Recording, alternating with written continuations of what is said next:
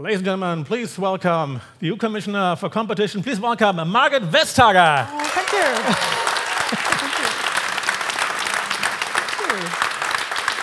Thank you. Welcome to the first HuffPost European Town Hall meeting right here from Berlin. We would like to talk about Europe. We would like to talk about business, about competition, and about the things she did. I would like, the problem is we would like to do a town hall, a European town hall. So everybody here may ask a question, and we do have some video questions from all over Europe. There are questions from Greece, from Spain, from France, from Great Britain, and from Italy. So in between, you have some videos, and you guys have to ask a question. Please be brief, and please do it in English. I would like to start with my question, because I have the privilege as the host. Ms. Vestager, there are so many rumors about what happened when you charged lots of money to Apple. Tim Cook jumped on his plane, came over to your office. What happened? Well, then the door closed. And that was it. Ah, come on. No, the thing is that... Screaming and shouting? No, but people will have to be able to come to me and have a meeting that's private. Because sometimes they come to tell a story about a competitor doing something unfair. Sometimes they come to disagree. And that's a fair thing to disagree. And there was no mansplaining? Well, I think that's a fact of my life. Could you elaborate a little? No, the thing is that it's not about men. It's about uniformity. Because I am working in what you could call a suit system. I see so few female CEOs that if I wanted to have, one woman, one man, I could stop working, by now. Because there's so few. So I see a lot of men coming into my office, and I really think that we have a lot to do to break the uniformity. Also to give men a chance to be more than the man in the suit doing the expected. Because sometimes when you really want to compete and disrupt and do something new, you need to break out as wearing a pair of sneakers. By the way, I like your shoes. Yeah, his is great as well. Don't you see him? He's green, and I do it in red. So we are rot-grün. Great. But you became worldwide famous going after Facebook, Google, Apple, and stuff like that. What made you do what other people didn't do? Well, it's the job. Yeah, but everybody does a job before you came there. And to some degree, I was in the right place, in the right time. Because the only reason why the job I hold right now holds a lot of power is that we are all in it together. I serve each and every one of you. And with 500 million Europeans come together, we can pull it off. And we had a lot of people complaining about the IT giant, the digital giants. We have a lot of secrets being unveiled.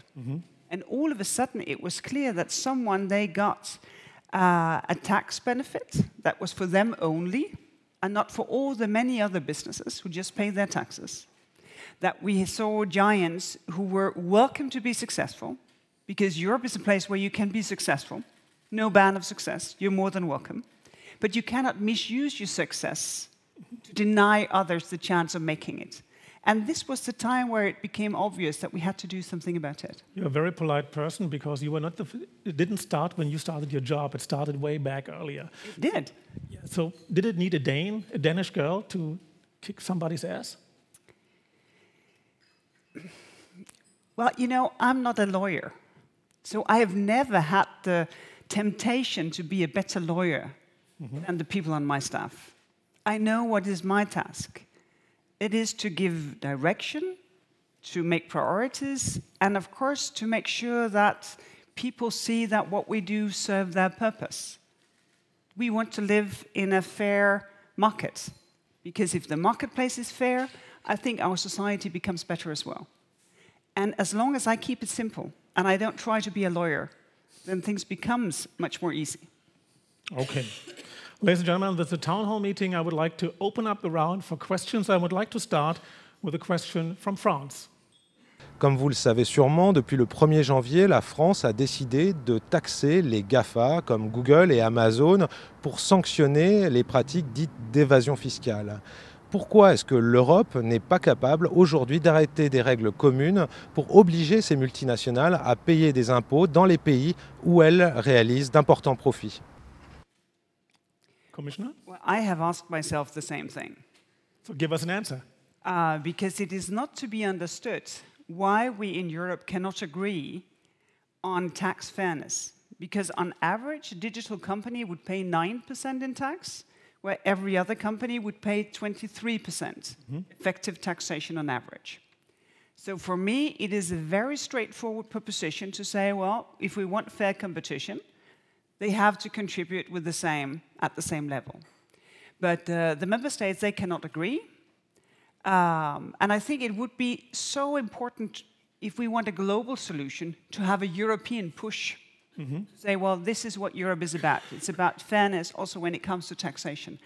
So if we could have a European push, we could also change this globally. And therefore, I find that it is completely justified when there is no European agreement that member states themselves say, well, then we take action. As France is doing, as the UK is doing, I think Spain as well. A number of countries say, well, we cannot wait forever. We need to take action because this is not fair. Have you called our Minister Scholz? Hey, Olaf, take some action? Oh, but that's for you to do. Ladies and gentlemen, we need some questions. This is a town hall meeting. This is just, you will need some questions. So please think about some questions about, let's say, start with the topic of taking on the digital giants. You have some more minutes to think about it. We have another question from Munich. Die beiden Unternehmen Facebook und Google haben weltweit sehr viel Macht. Man könnte sogar behaupten, die beiden haben eine Monopolstellung weltweit.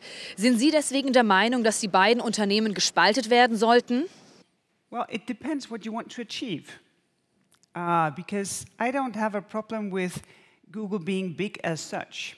I think the challenge for us is to access the data that can make other companies grow up as well. Because size is a thing that can change very rapidly in a digital economy. What is very challenging right now is because everyone is using Google, and not necessarily the German Clicks or the French Quant search engine, is that they get more and more and more data. And the more data you get, the more you can innovate and the more you can improve your services. So the challenge is not so much to split up the company.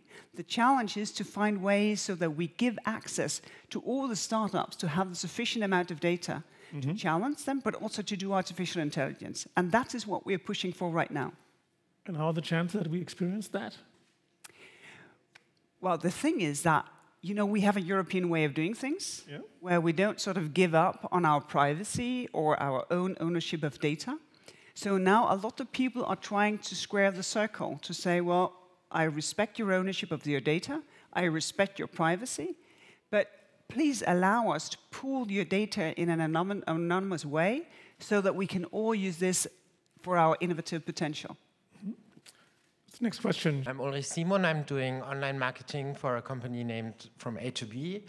And I have a question regarding the French question as well. I wanted to know if you can maybe say something, which countries or how the different interests of the countries are regarding taxation of those giants. I used to live in Ireland for 5 years.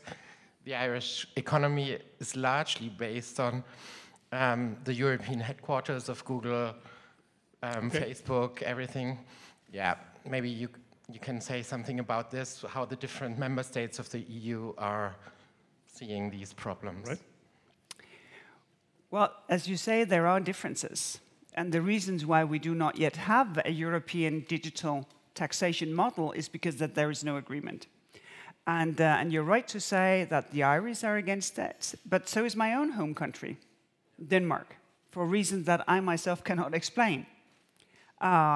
Because the thing is that what we need is, of course, for corporate taxation to understand how value is created in a digital economy and what it means to have a presence.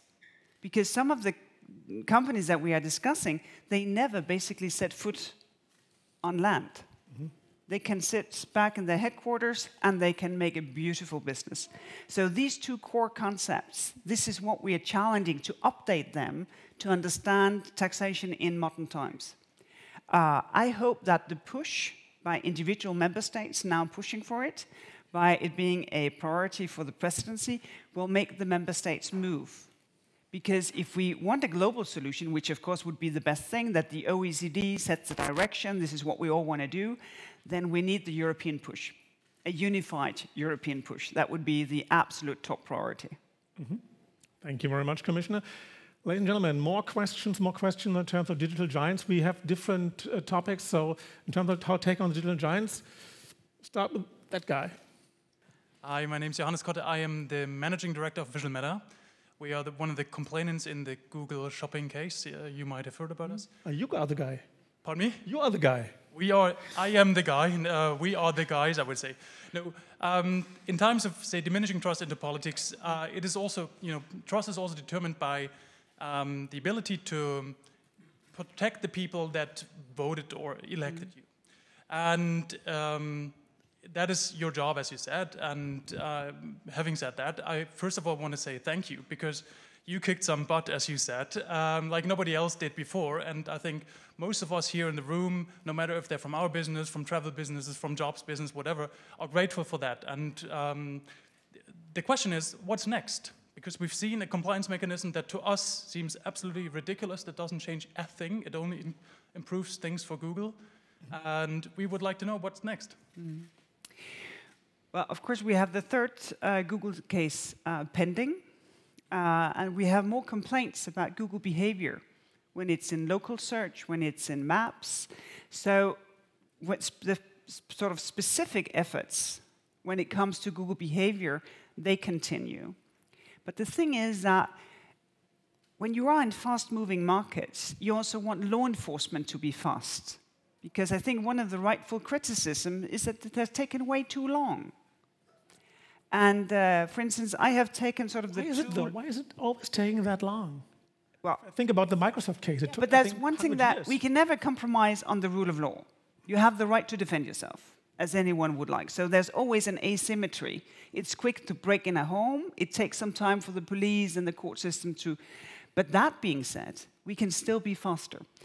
For instance, we have a tool that we call intermediate measures, which is basically that we can say, stop, because we have a very strong suspicion that what you do is not legal. But even though I have taken this tool from the toolbox, put it on my desk, ready to use it, the legal bar of using it is so high that we cannot do that. So I have asked 3 special advisors. We have a huge conference coming up next week to figure out how to gain speed, how to understand competition in fast-moving markets. Also because size is a different thing. What will be discussed on that conference? Well, we'll discuss platforms. Yep. Because I think in Europe... How can you fasten up the process? Oh, for instance, if you say we have this tool, intermediate measures. If we can use that, then we much faster can say, well, we have the suspicion that what you do is illegal. You got to stop it. And then we do the case. Now, of course, we have to do the case, and then we have a decision, which means that a lot of harm can be done during the way. If you look at the first Google case, a lot of businesses have suffered.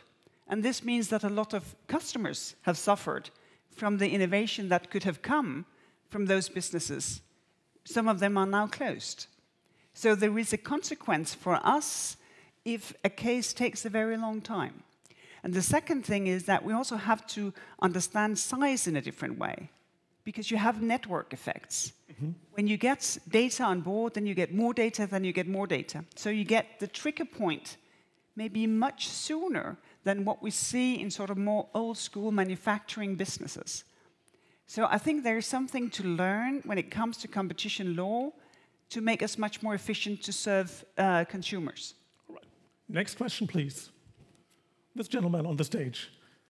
Commissioner, my name is Simon Faut. I run for the Social Democratic Party in Brandenburg for the European Parliament.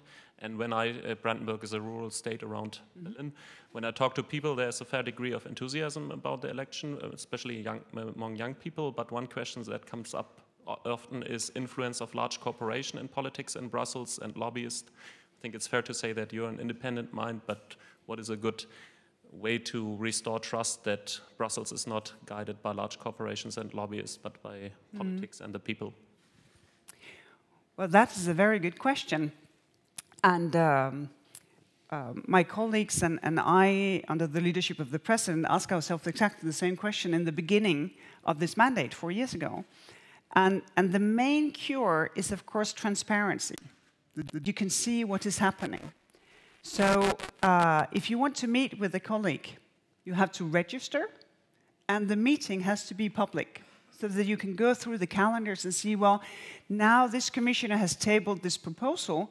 Well, who did he meet before this proposal was tabled, in order to see if there is some influence that you want to counter-argue? And that, I think, is the most important thing, that you can see who is coming, who's going, who's meeting whom. Also because we want also to know when, NGOs are coming, when Greenpeace is coming, because they have, I think, a very legitimate way of influencing as well. Because lobbying as such is not necessarily bad, but one-sided lobbying, that can be a huge problem. The next question will be from Spain. We have seen tax havens in Europe. At the same time, a lot of citizens have seen very hard times. So what would you tell them to get they believe more in the European Union and the way that his institutions look after them and their right? Thank you very much. She's perfectly right. A lot of people, during the financial crisis, they lost their jobs. A lot of public employees have seen salaries come down. Not 5%, maybe 10% or even more. VAT coming up, pensions going down. A lot of hardship among citizens. And then comes, for instance, the LuxLeaks. And people realize a lot of businesses do not contribute to our society. And this is, I think, completely understandable. You get first frustrated and then angry. And this is why we have had a strategy for me to see, well, are someone handing out selective advantages to some businesses not available to other businesses? And can we sort of streamline the way taxation is done so that we do away with the secrecy? And we're not there yet, but things have now the right direction. Because, of course, my tax cases, they are pending in court. But, we have been doing our best, so of course we hope to win them. The Apple case, the Starbucks case, the Fiat case, the NG case, the Belgian scheme. We have the IKEA case still on our working table. But it's a strategy in order to have, again, more transparency. And we would very much like to have what we call public country-by-country reporting. Because any big company... When will we see that? Yeah, now we have it from tax authorities. And this we will have when the countries agree. And I think that any big company should be proud to tell how many employees do we have in this country, what are our activity, what is our turnover, what do we make of money, and how do we contribute to the society. And that we have suggested, just for businesses making more than 750 million a year. That's a big business, and they should be proud to tell their customers. I think so too, I agree.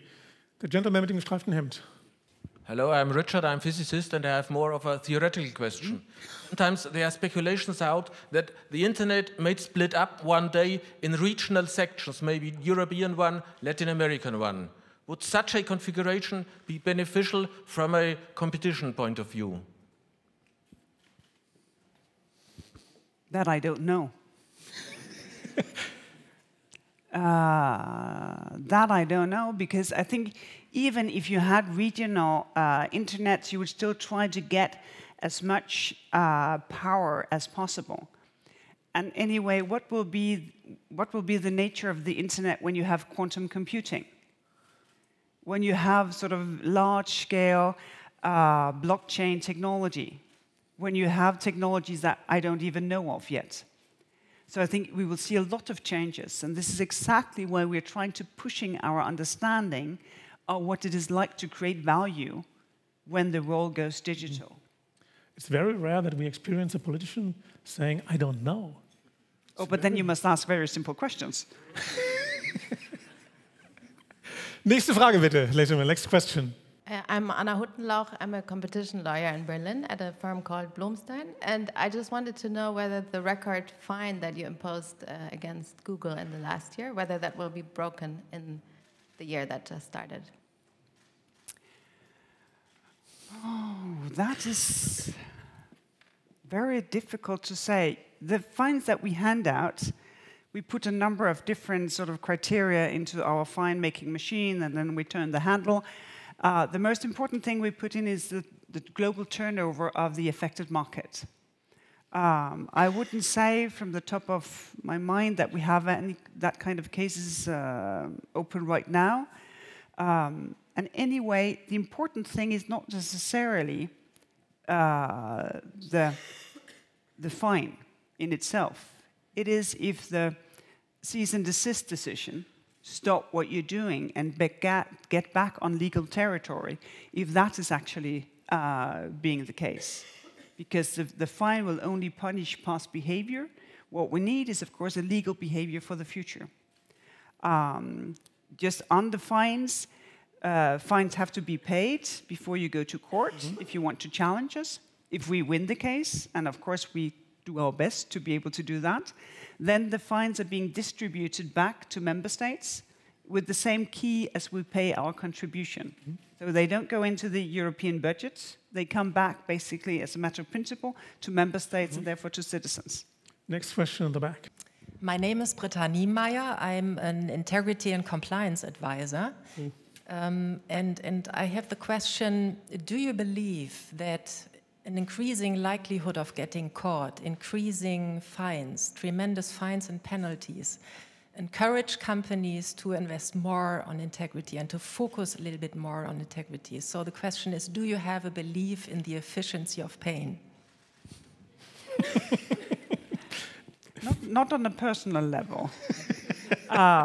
No, but I agree with you. I think that deterrence is important.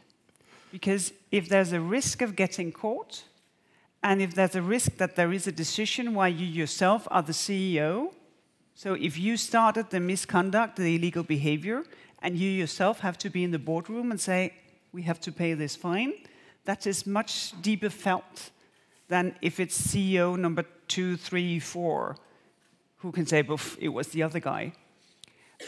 So I think the deterrence factor comes from the level of the fine, the speed of the casework, and of course there is a branding issue as well.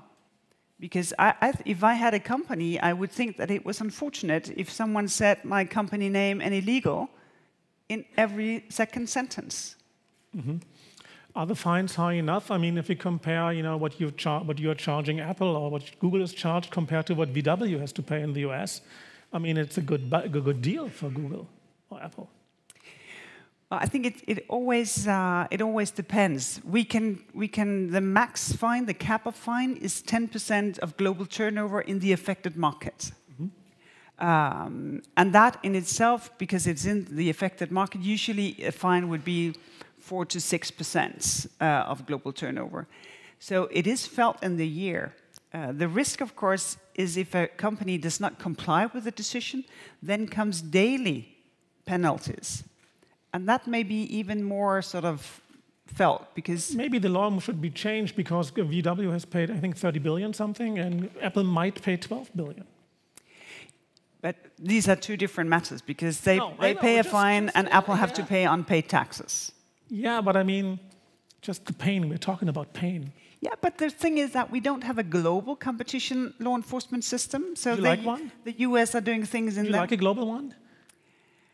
I think I have to live to be 500 then. Okay.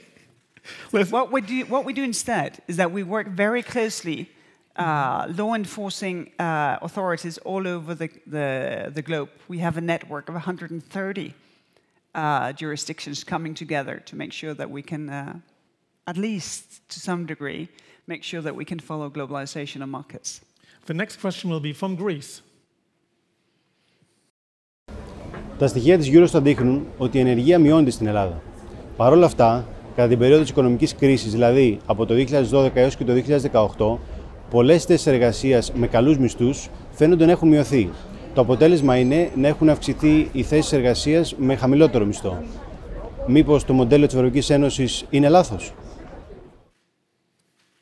Is the EU on the right way? Well, it's very tricky because it's something that because he's completely right, I think, and not only in that he says, well, unemployment is declining, but youth unemployment is still, painfully high. But I think there's some jump to say, well, from this situation, can we then in general say that the direction of our European democracy is right or wrong? I think we can discuss if we can do more for young people, not only in Greece, but also in a number of other countries. Unemployment for young people is way, way, way too high. But I think that, yes, the European Union is on the right track, but we are not there. We are not there on taxation. We are not there on investment. We are not there on innovation yet. This is why it's a good thing that we have a European election coming up. So everyone can have a say and maybe vote for you. This gentleman and then this lady over there.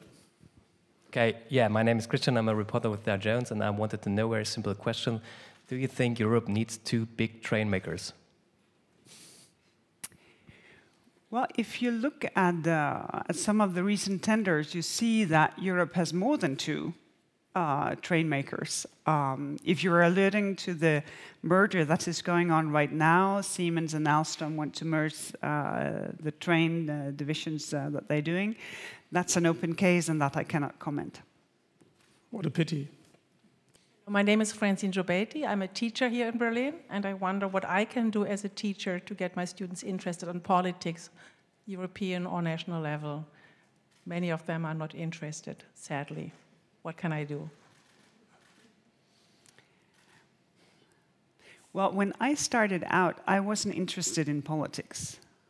I was interested in being part of my community because I saw things that could be better.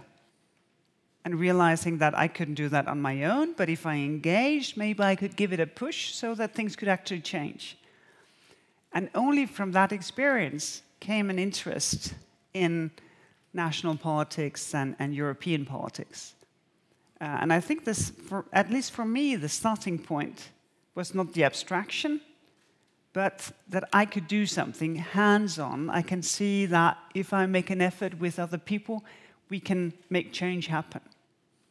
And at least for me, that was a much better sort of entrance than my teacher saying, now we will go through the structure of the treaty of the European Union for you to understand the specificities of the functionalities of the provisions of the European Parliament and the interinstitutional relationship.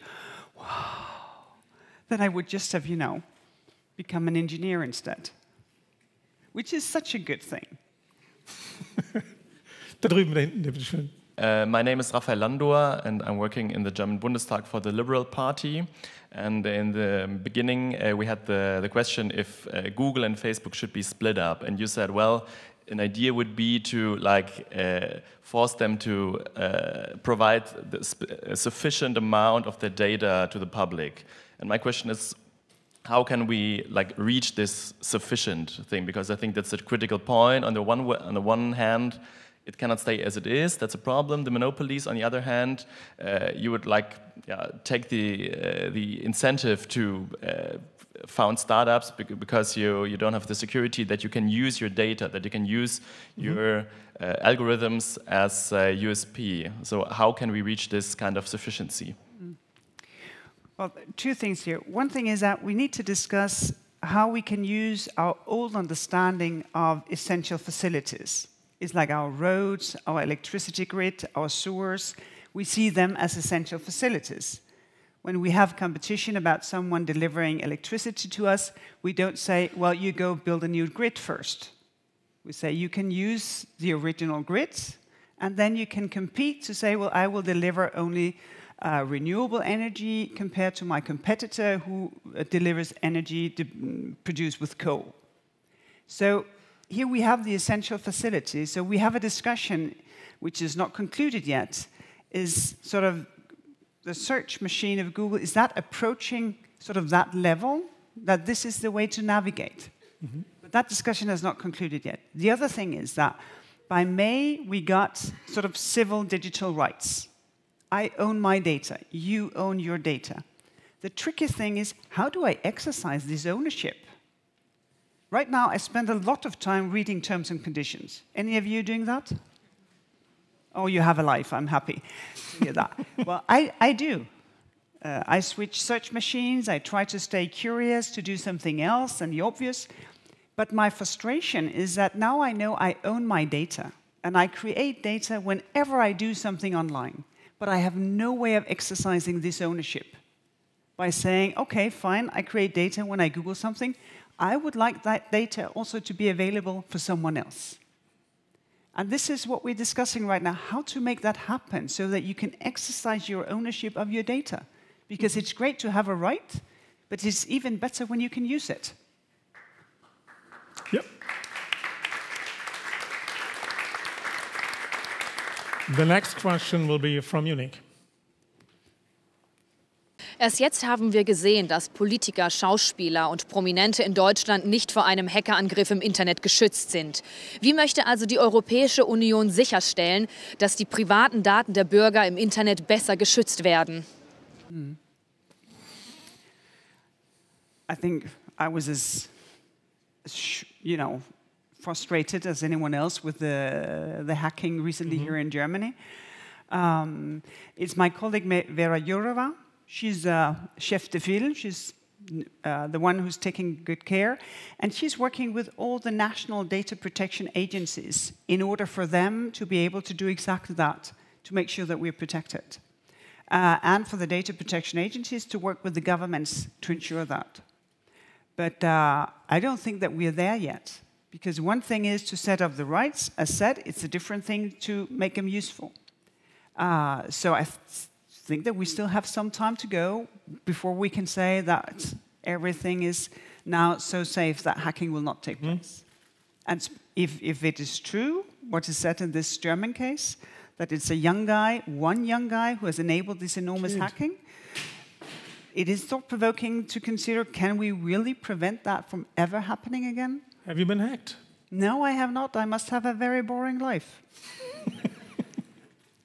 Okay, more questions to the topic of data protection and data, because we would like to switch to the next topic instead, if no questions anymore. Okay, no question. Then I would like to go to the topic of future of Europe, and we start with a question from Greece again. Το πρόβλημα της επογεννητικότητας σε ολόκληρη την Ευρώπη είναι απειλή για την ανάπτυξη. Σε λίγα χρόνια θα υπάρχει έλλειψη νέων ανθρώπων στην αγορά εργασίας. Είναι λύση η αξιοποίηση των μεταναστών. Γιατί δεν διαμορφώνει η Ευρωπαϊκή Ένωση μια κοινή πολιτική με στόχο την ενσωμάτωση των μεταναστών στην κοινωνία και στην αγορά εργασίας? Question from Greece. Well, first of all, she's right about the declining birth rates. My generation, us with the gray hair. You young people, you better man up or woman up, because otherwise we will be the decisive forces. That being said, of course, I wish for every family to have the job security and the belief in the future so that they can decide to have children. But that being said, I think it's a very good point.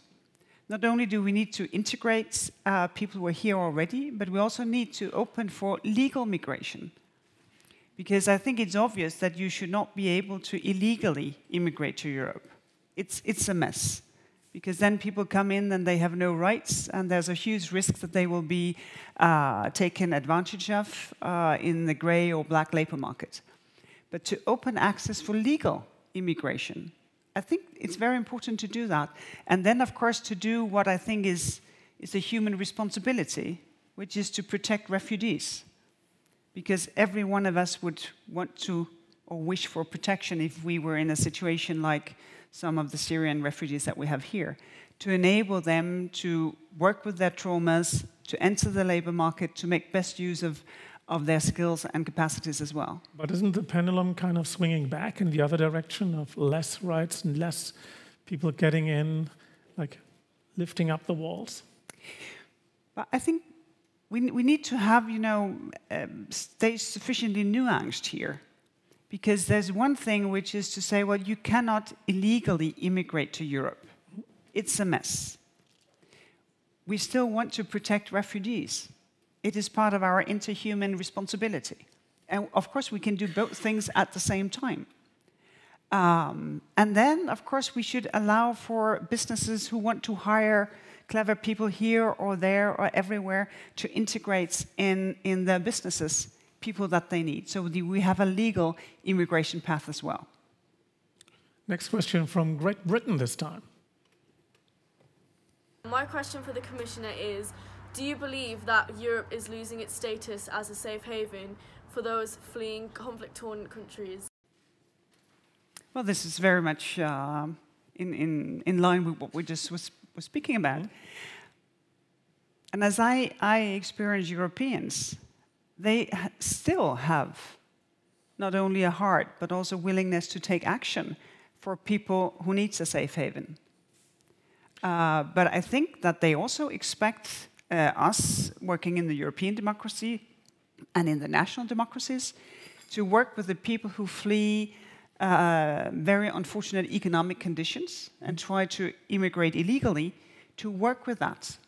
And this is why we have started, for instance, this strategy with a number of African countries to enable them to develop, because they need to create a lot of jobs in order for their young people to see that they have a relevant future in their own home country.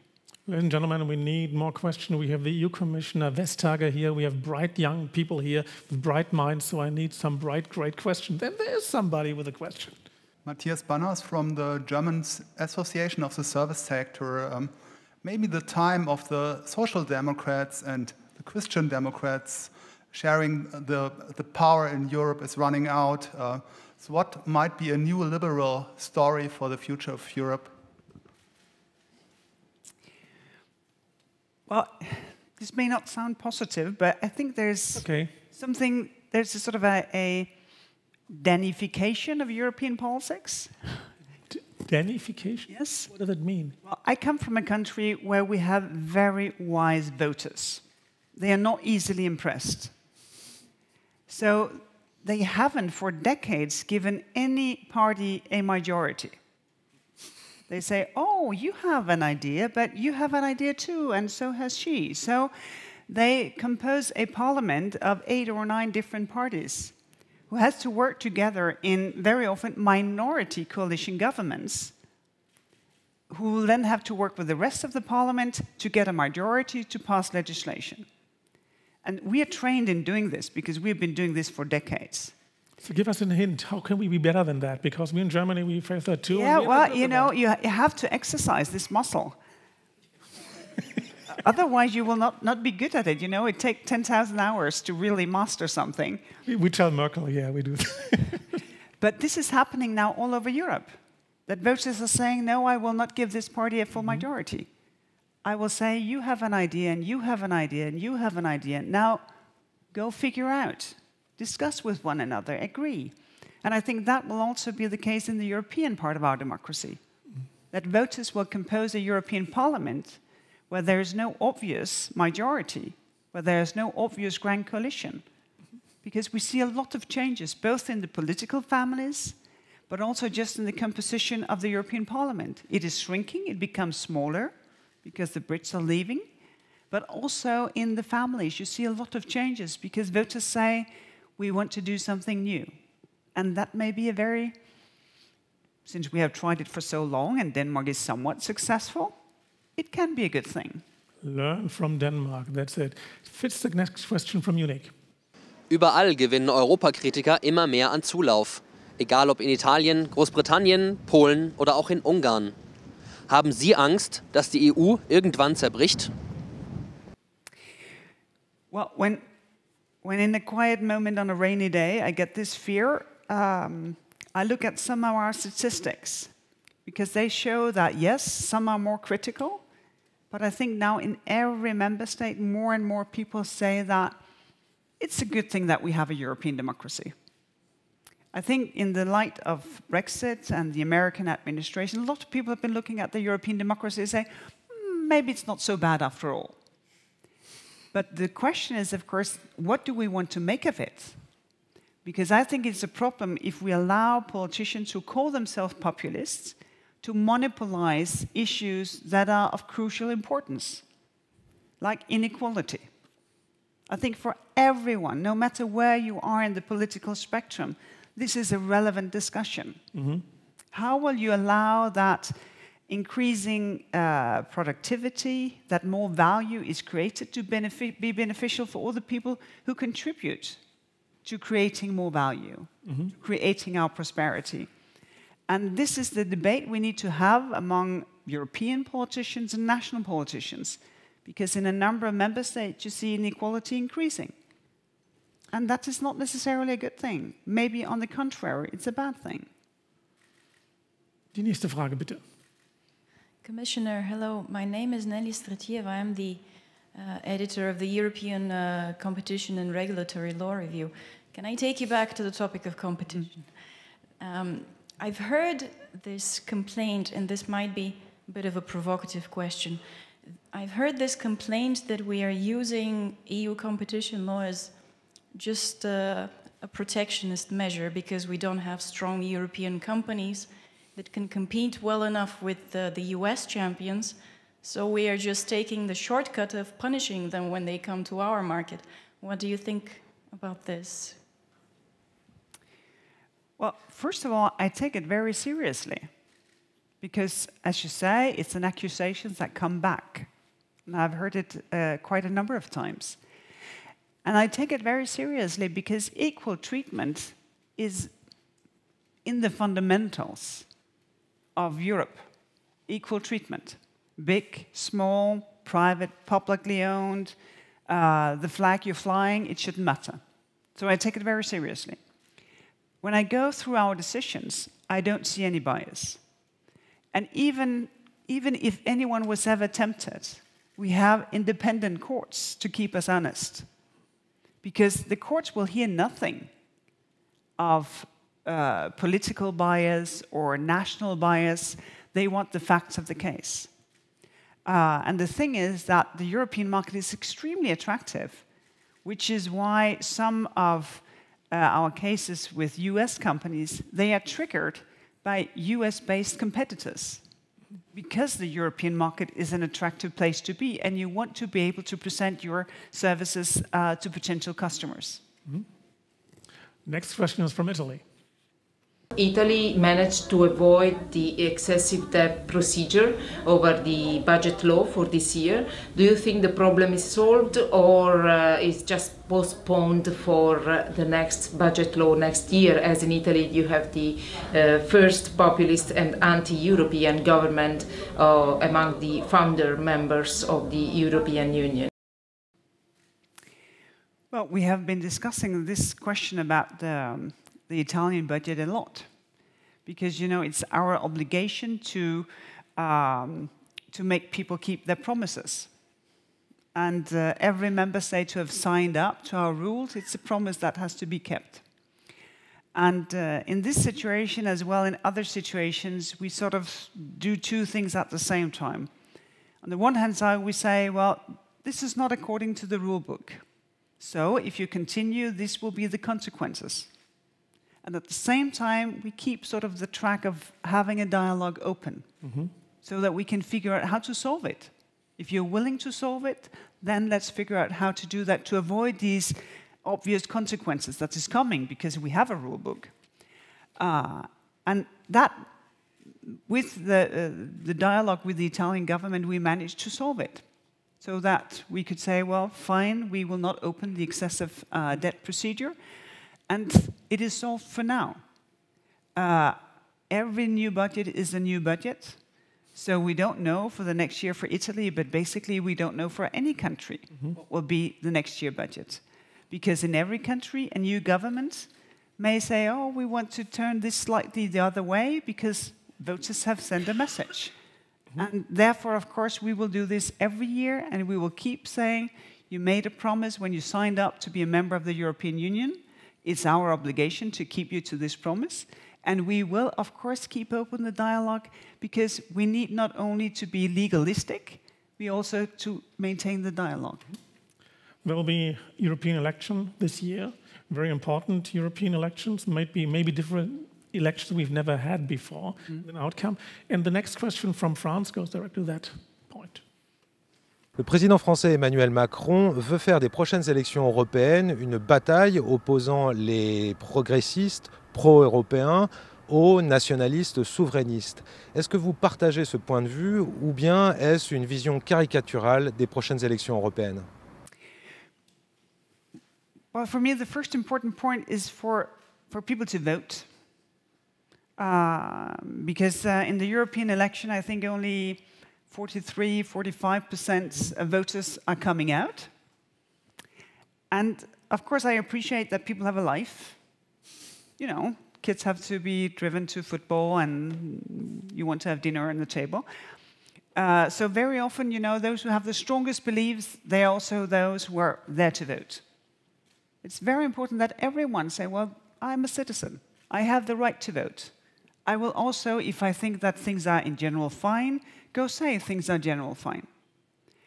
And I think for me, it's a question about those who want to make good use of the fact that we have a European democracy and those who want to break it down.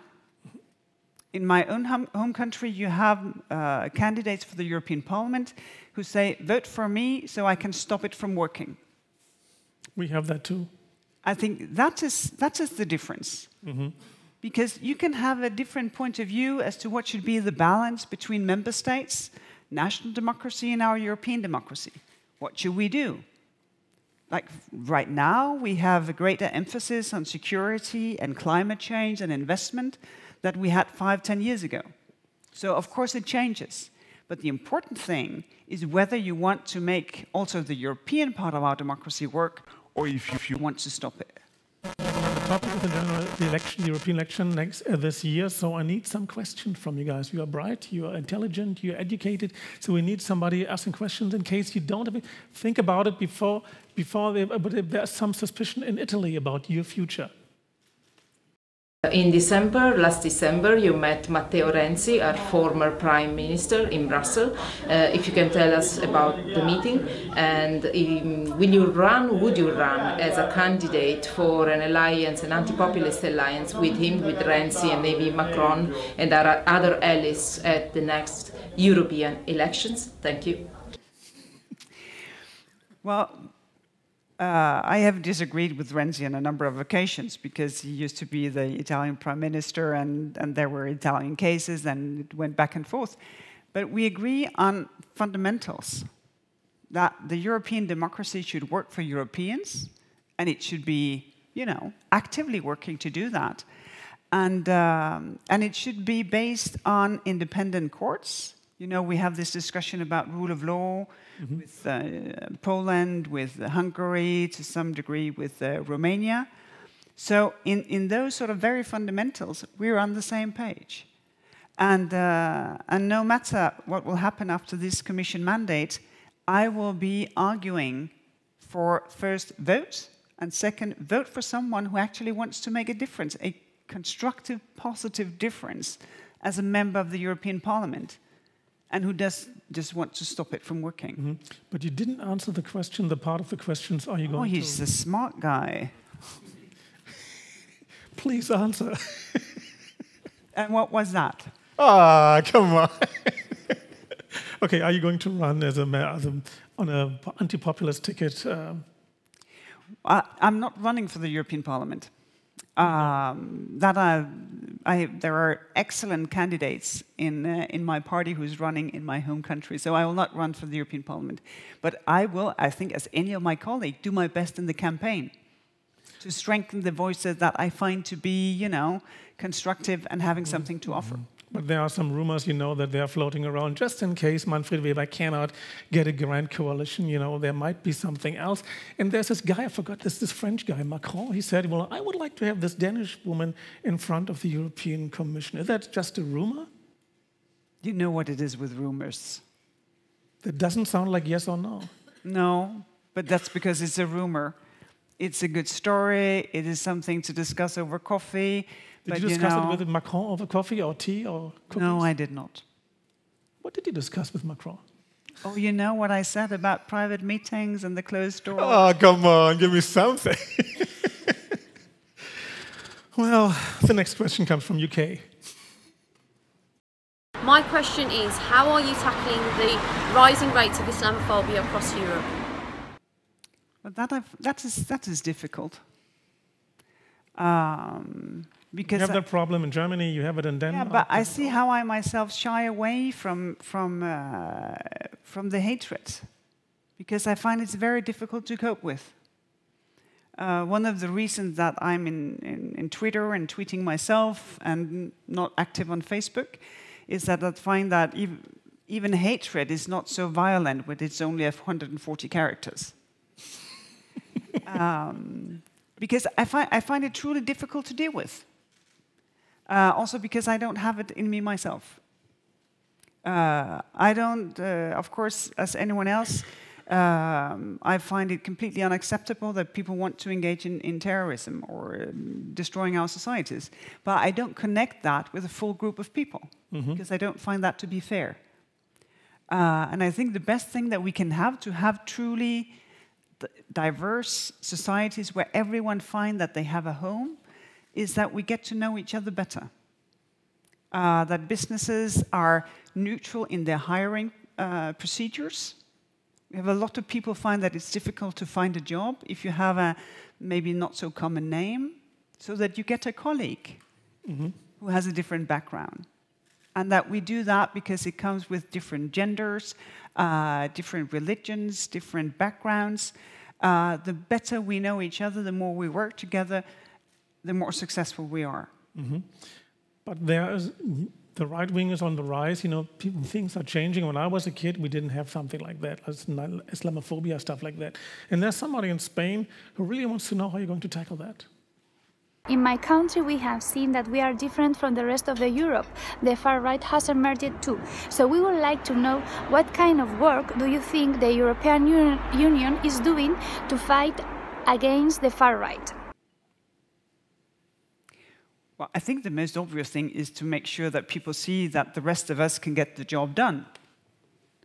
And this is why I put such an effort in hopefully doing something that is considered to be useful and relevant in what is my mandate. Because you cannot just talk your way out of political disagreements. Sometimes you also have to take action in order to show people that you want change. And we discuss that a lot where I come from politically, that we will have to change as well. To be more open, more transparent, more quicker, to do more in order to enable change. But this is getting way too far out of what can be solved in the European democracy. This is a regional task, this is a national task. This is not something that can be sort of done away with. What a pity. In our European democracy. Thank you very much. Ladies and gentlemen, a last round of questions. So if you want to ask a question, this lady in the back. Hi, my name is Tabia. I'm a politics student working at Volkswagen. And my question got two parts. It's on European elections again and on attracting voters. Do you think there should be comprehensive or general rules for candidates working together with tech companies? And the second part is, what's your personal opinion of the vote button introduced by Facebook? I may not be the right one to answer this question. Which one? Either of those. As said, I am very much in favor of transparency. That you say who you meet, who support you, where your money comes from.